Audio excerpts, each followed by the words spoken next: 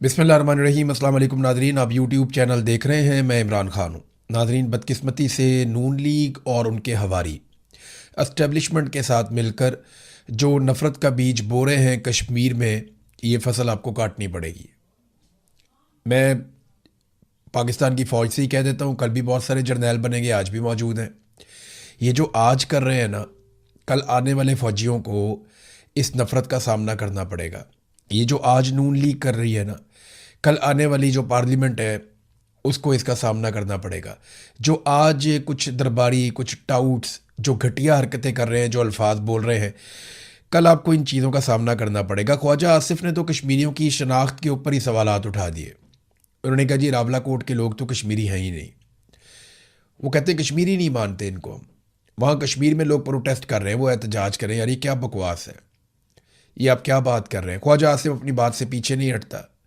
वहाँ पे political parties के लोग हों या बाकी लोग हों, वो अब उन्हें लगता है कि कश्मीर में इलेक्शन आने वाला है तो हम इसका फ़ायदा उठाएंगे। हकीकत तो ये है कि ये कश्मीरियों को हक देने की बात करते थे, उनसे उनकी शनाख्ती छीनना शुरू हो गए हैं। और किस किस्म के घटिया इल्ज़ामात नून लीग और उनके हवारी और जो इस वक्त पाकिस्तान की मिलिट्री एस्टेब्लिशमेंट और उनके लोग हैं वो लगा रहे हैं कश्मीरियों पर, और ख़ास तौर पे ओवरसीज़ कश्मीरियों पर। ज़रा ये इल्ज़ामात की नौइयत आप सुने। ये अबसार आलम है, नवाज़ शरीफ का ख़ास आदमी है, मरीम नवाज़ का खिदमत गुजार है।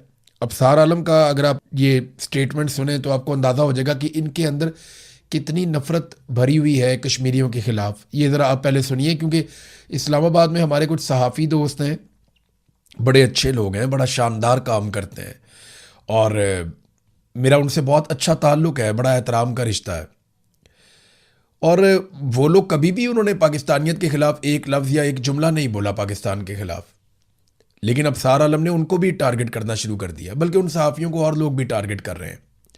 ज़रा आप देखें कि अब सार आलम ने ओवरसीज़ कश्मीरियों के बारे में क्या अल्फाज इस्तेमाल किए, ये सुने आप।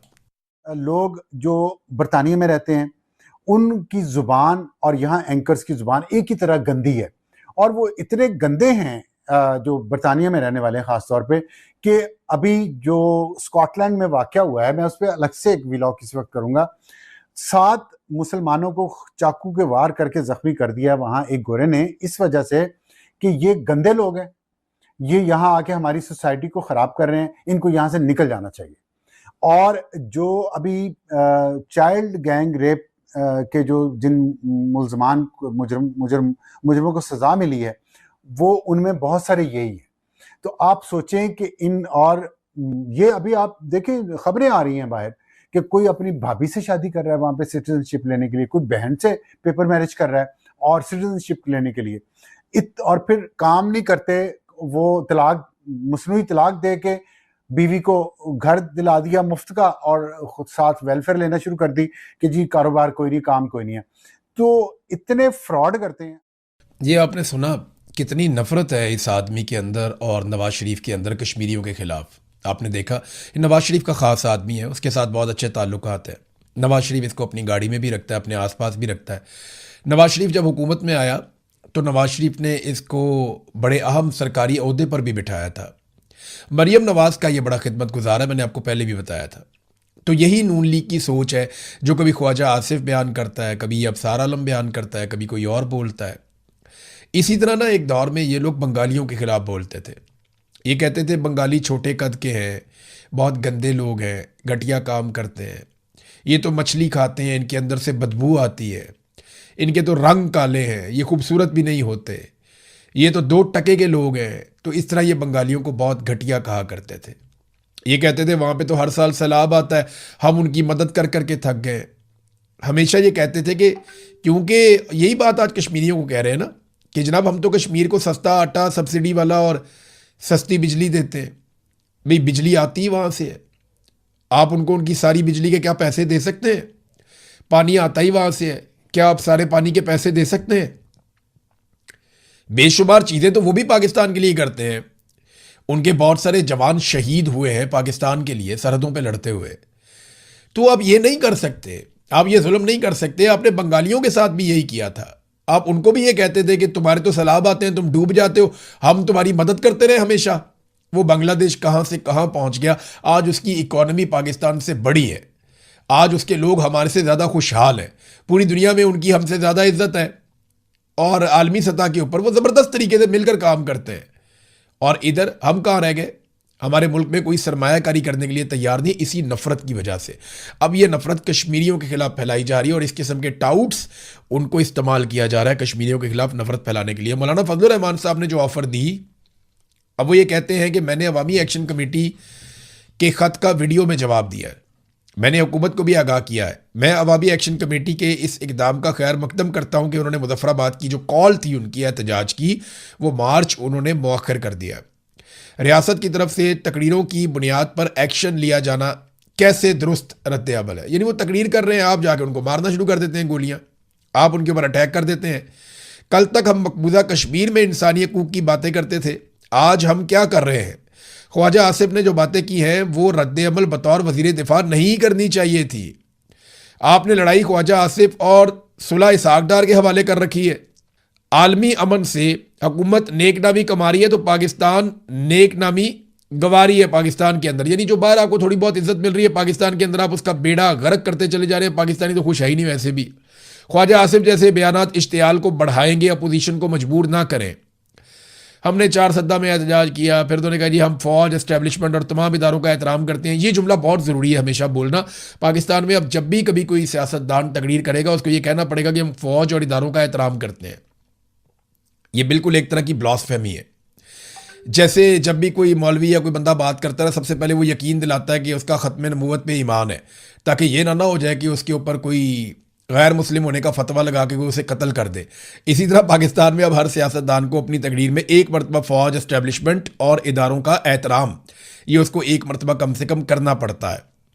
उन्होंने कहा जी अगर फौज सियासत करेगी तो हम भी सियासत में जवाब देंगे, हम गूंगे नहीं हैं और गूंगे शैतान हम नहीं बनेंगे, हम खामोश नहीं रहेंगे, हम बात करेंगे। इदारे टैक्स के पैसे लेकर उसका सियासी इस्तेमाल करेंगे तो फिर इस ईवान में हम जवाब देंगे। शहबाज शरीफ हमें बताए ना कि जब हम कंटेनर पे होते थे तो क्या वो आर्मी चीफ और फौज का नाम नहीं लेते थे, नवाज शरीफ नहीं लेते थे, महकमा ज़राअत नहीं कहते थे। फिर जनाब अयाज सादिक को भी याद दिलाया गया कि आपने तो कहा था आर्मी चीफ की टांगें कांप रही थी, वो डरा हुआ था, उसने अभिनंदन को छोड़ दिया डर के मारे और इंडियन आदमी को वापस भिजवाया, इनकी टांगें कांप रही थी। तो आज ना ये सारे मुहिब वतन बने हुए और फौज के सक्के बने हुए हैं।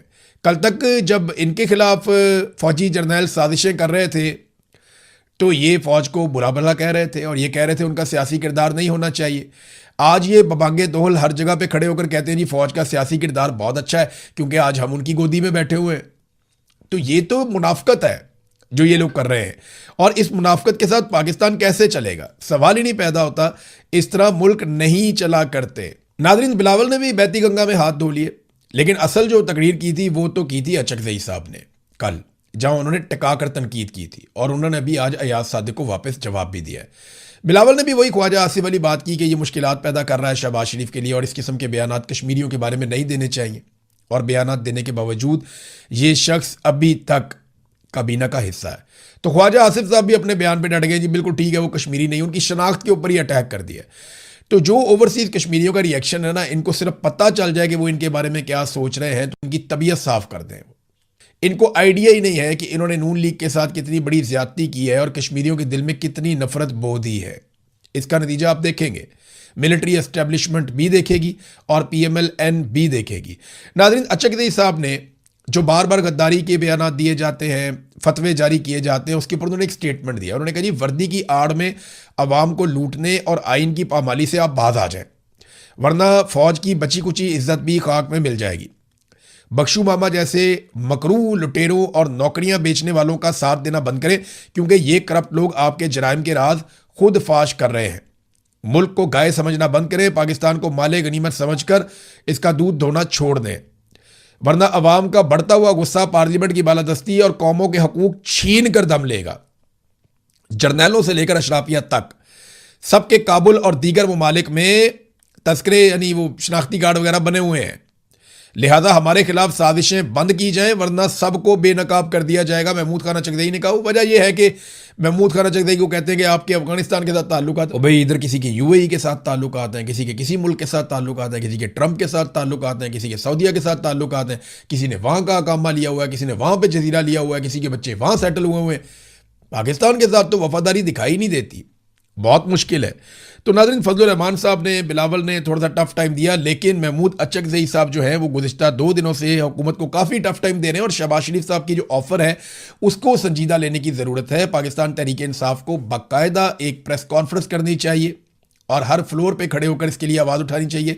इम्तियाज़ साहब हैं पंजाब असम्बली में, उन्होंने मेरे ख्याल में इस पर करारदाद भी जमा करवा दिया है कि क्योंकि वज़ीर आज़म ने ये ऑफ़र की तो हम ये चाहते हैं कि आइए 2018 और 2024 दोनों इंतखाबात का ऑडिट करवा लें और एक गैर जानिबदार और शफाफ इंक्वायरी करवाई जाए कमीशन बना के, ताकि पता चले कि 2024 में किस तरीके से पाकिस्तानियों का मैंडेट लूटा गया और 2018 में क्या हुआ था। नादरीन, जहां मेरे पास एक खबर है, बड़ी अफसोसनाक खबर है, ये बीबीसी ने इसको छापा खबर को। मैं जब पढ़ रहा था शुरू में तो मुझे बहुत बुरा लगा पढ़ने में, क्योंकि कश्मीर में जो दोस्त हैं उन्होंने भी ये मुझे इन्फॉर्मेशन भेजी। मुझे लगा शायद एग्जैजरेट कर रहे हैं, लेकिन अब तो हर तरफ से ये खबरें आ रही हैं। कश्मीर के अंदर जो अद्वियात और खाने पीने का सामान दाखिल हो रहा है ना, उसे पुलिस रास्ते में रोक लेती है। गाड़ी रोककर पुलिस ने कहा खुराक और अद्वियात ज़ाया कर दो। पाकिस्तान के ज़ेर इंतज़ाम कश्मीर में अशिया की किल्लत से लोग बहुत परेशान होते चले जा रहे हैं, ये बीबीसी ने रिपोर्ट किया। नादरीन, जो दवाइयाँ और खुराक है ये तो गाज़ा में रोकी गई हैं। गाज़ा दुनिया का एक ऐसा खित्ता है जहाँ पे दवाइयाँ और खुराक रोकी जाती हैं, यानी वहाँ अद्वियात नहीं जाने देते, वहाँ पे खुराक नहीं जाने देते ताकि लोग भूखे मरे, उस इलाके को छोड़ दें, नस्ल कुशी हो जाए। उनको अद्वियात नहीं देते ताकि वो बीमार होकर मर जाएं। ये गज़ा में किया जाता है। फिर इमदादी सामान लेकर लोग कश्तियों के जरिए भी जाने की कोशिश करते हैं, अक़वाम मुत्तहिदा और दीगर इदारे भी कोशिश करते हैं, लेकिन इसराइल बड़ा जुल्म करता है। वहाँ पे गज़ा के अंदर वो अद्वियात और खुराक नहीं जाने देता, बल्कि पीने के पानी के भी बड़े सीरियस मसाइल वहाँ पे पैदा कर दिए गए। आज कश्मीर में हमने वो देखा और हमने बीबीसी की इस खबर को पढ़ा। आज से चंद महीने पहले तक हम ये कभी सोच भी नहीं सकते थे, हम इस बात का तसव्वुर भी नहीं कर सकते थे कि कभी आज़ाद कश्मीर में जाने वाली खुराक और अद्वियात सड़क के ऊपर पुलिस जो पाकिस्तान से गई हुई है वो ज़ाया करवा देगी कि जनाब आपने आज़ाद कश्मीर में खुराक दाखिल नहीं करनी, खाने पीने की चीज़ें नहीं लेकर आनी, और जनाब आपने आज़ाद कश्मीर में मरीज़ों के लिए, कमज़ोरों के लिए, बीमारों के लिए अद्वियात नहीं लेकर आनी। ये एक इंसानी बहरान पैदा कर रहे हैं और ये बड़े खौफनाक जराइम है। इन जराइम का जवाब तो किसी को देना पड़ेगा। तो जितनी पॉलिटिकल पार्टीज हैं वो होश के नाखून लें। कल फजलुर रहमान साहब ने भी यही बात बताई थी, अचकज़ई साहब ने भी यही बात बताई थी, बाकी लोग भी ये कह रहे हैं कि पुलिस और लॉ इन्फोर्समेंट या फोर्सेस के लोग वो दवाइयों को और खुराक को नहीं जाने दे रहे आज़ाद कश्मीर में, जो इंतहाई अफसोसनाक चीज़ है। और ये नफरत जो आप बढ़ाते जा रहे हैं, आपको क्या लगता है जिस घर का आदमी मर जाएगा या बीमार हो जाएगा या तकलीफ उठाएगा वो पूरा कुंभा कल आपसे प्यार करेगा? वो इसी शिकवे के साथ आगे बढ़ेंगे और आपके पास अजाला करने के लिए कुछ भी नहीं होगा। आप पाकिस्तानियों का अभी तक अजाला नहीं कर पाए जो पाकिस्तानियों की आपने हालत कर दी है। नाज़रीन, बलूचिस्तान की जो बलोच यकजहती कमेटी है उन्होंने कॉल दी एहतजाज की। मारंग बलोच की उम्र कैद के खिलाफ अब दुनिया भर में आवाज़ें उठना शुरू हो गई हैं। जो ह्यूमन राइट्स एक्टिविस्ट हैं वो दुनिया भर में आवाज़ें उठा रहे हैं। आलमी तंजीमों के लोग मारंग बलोच के हक़ में आवाज़ उठा रहे हैं। मारंग बलोच के हक़ में आलमी मीडिया लिखना शुरू हो गया है। ये एक बैनुल अक़वामी खबर बन गई है कि एक ऐसी निहत्ती लड़की जो अपने लोगों के लिए इंसाफ मांगती है, जो जबरी गुमशुदगियों के खिलाफ आवाज़ उठाती है, जो मसख शुदा लाशों के खिलाफ आवाज़ उठाती है, एक ऐसी लड़की जो ये कहती है कि आइन और कानून के मुताबिक उस सूबे को और उस मुल्क को डील किया जाए, एक ऐसी लड़की जो अपने नौजवानों के लिए, अपने बच्चों के लिए तालीम और रोज़गार का हक़ मांगती है, उस लड़की को सिर्फ अपने हकूक मांगने पर पकड़ा गया और पकड़ने के बाद उस पर एक जाली मुकदमा डाला गया और जाली मुकदमे में उसको उम्र कैद की सज़ा सुना दी गई। मुबैना तौर पे जिस पुलिस वाले के कत्ल का मुकदमा डाला गया वो एक एक्सीडेंट में उसका इंतकाल हुआ था और ये मामला उठा के डाल दिया गया मारंग बलोच पर।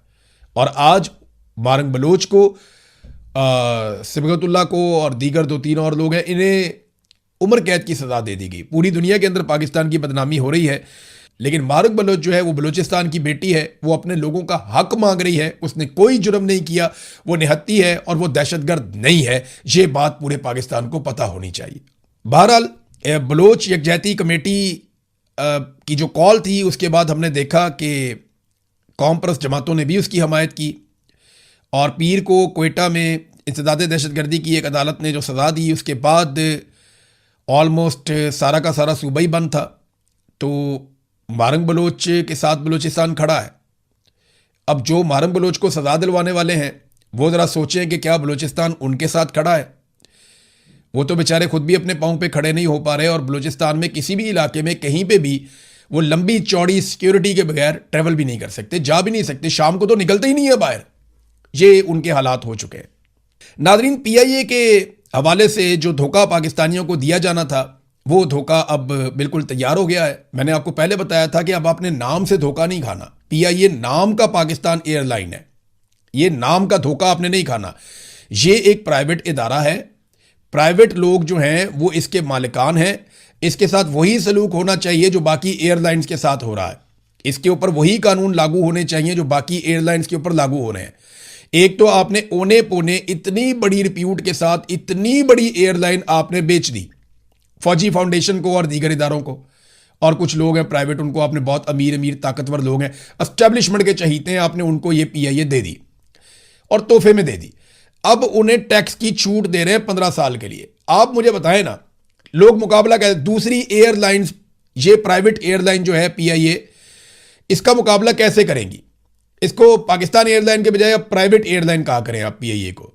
तो ये जो प्राइवेट एयरलाइन है इसका मुकाबला जो दूसरी एयरलाइंस हैं, मिसाल के तौर पे सियाल वाले हैं, मिसाल के तौर पे शाहीन वाले हैं, मिसाल के तौर पे एयर ब्लू वाले हैं, या और एयरलाइंस हैं पाकिस्तान में, वो इस प्राइवेट एयरलाइन का मुकाबला कैसे करेगी? इनको 15 साल की आप टैक्स की छूट दे रहे हैं। आईएमएफ को भी आपने बना लिया। ये कामरान खान ने खबर भी दी हुई है कि पीआईए निजकारी के बाद तैयारों की खरीदारी, लीज और स्पेयर पार्ट्स पर हुकूमत ने 15 साल के लिए सेल टैक्स और कस्टम ड्यूटी से छूट दे दी थी। आईएमएफ भी मंजूरी दे चुका है। अब इसे फाइनेंस बिल 2026-27 में कानूनी तहफ्फुज भी मिल गया है। ये कामरान खान ने खबर दी। मुझे बताएं कि क्या बाकी एयरलाइन वो पाकिस्तान में टैक्स नहीं देती? क्या बाकी एयरलाइंस पाकिस्तान में काम नहीं करती? तो ये जो प्राइवेट एयरलाइन है पीआईए, इसको आप इतनी बड़ी छूट दे रहे हैं तो बाकियों का क्या जुर्म है? वो इसका मुकाबला कैसे करेंगे? यानी एस्टेब्लिशमेंट जिस कारोबार में भी आएगी, जिस कारोबार में ये हाथ डालेंगे, उसको ना सिर्फ टैक्स की छूट मिल जाएगी बल्कि उसमें उसको इतनी सहूलत मिल जाएगी कि कोई और उसका मुकाबला ही ना कर सके। जब तक ये गवर्नमेंट के पास थी तब तक इन्होंने इसको बर्बाद किया, और जैसे ही इसको उठाकर मिलिट्री एस्टेब्लिशमेंट को दिया गया, अब हर तरह की सहूलत दे रहे हैं कि जनाब इसको तरक्की देनी है, इसको ऊपर उठाना है। यह है नादरीन पाकिस्तान का तरीकाकार। नादरीन, इमरान खान साहब की जो सज़ा थी जो उन्हें सुनाई गई अलकादर केस के अंदर, इस पर एक बड़ी खबर आई है, और ख़बर यह है कि 29 जून को समाअत के लिए इमरान खान साहब का केस लगा दिया गया। अब ये अपील है कि सज़ा कलअदम करार दी जाए। बड़ा लंबा अरसा लगा, वकालतनामे पे दस्तखत ही नहीं होते थे, अदालत केस सुनती नहीं थी। कितना लंबा टाइम लग गया इस अपील के लिए, और बिलाखिर 29 जून के लिए ये अपील लगी है। ऐसा नहीं है कि इमरान खान बाहर आ जाएंगे, लेकिन निज़ाम कम से कम एक्सपोज हो रहा है, और आफरीन है पाकिस्तान तहरीक इंसाफ पे, इमरान खान साहब पे, कि इतने लंबे केसेस वो लड़ते चले जा रहे हैं, लड़ते चले जा रहे हैं, और वो मुकाबला कर रहे हैं। बड़ी अच्छी बात है, मुकाबला करें, रोज़ाना की बुनियाद पे एक्सपोज करें। और मेरे ख्याल में जो ये हमारे जज साहिबान है ना, इनके बच्चे, इनकी बेगमात, इनके फैमिली मेम्बर, वो इनको वक्तन फ़वक्तन गैरत भी दिलाया करें, इनको गैरत के टीके लगाया करें, इनको पाकिस्तान का झंडा दिखाया करें, इन्हें कौमी तराना सुनाया करें, इन्हें कुरान पाक की तलावत सुनाया करें, इन्हें कुरान पाक का तर्जुमा पढ़ के सुनाया करें, इन्हें बताया करें कि तुमने मरना है और मर के जाके अल्लाह रब्बुल इज़्ज़त को जवाब देना, तो इंसाफ भी करो। हो सकता है किसी एक आधे जज की गैरत जाग जाए या उसका ईमान जो है वो ताज़ा हो जाए। और ये मेरी गुजारिश तमाम जजेस की फैमिलीज़ के साथ, क्योंकि जजेस के ऊपर बहुत दबाव है एस्टेब्लिशमेंट का, जर्नैल उन्हें कंट्रोल कर रहे हैं एजेंसियों के ज़रिए से। तो मेरी आपसे ये गुजारिश है जो फैमिलीज़ है जजों की, कि वो उनको मॉरल सपोर्ट दें, उनके साथ खड़े हों, उन्हें ये कहें कि हमने आखिरत में जाके अल्लाह रब्बुल इज़्ज़त को जवाब देना है, लिहाजा आप डट जाएं।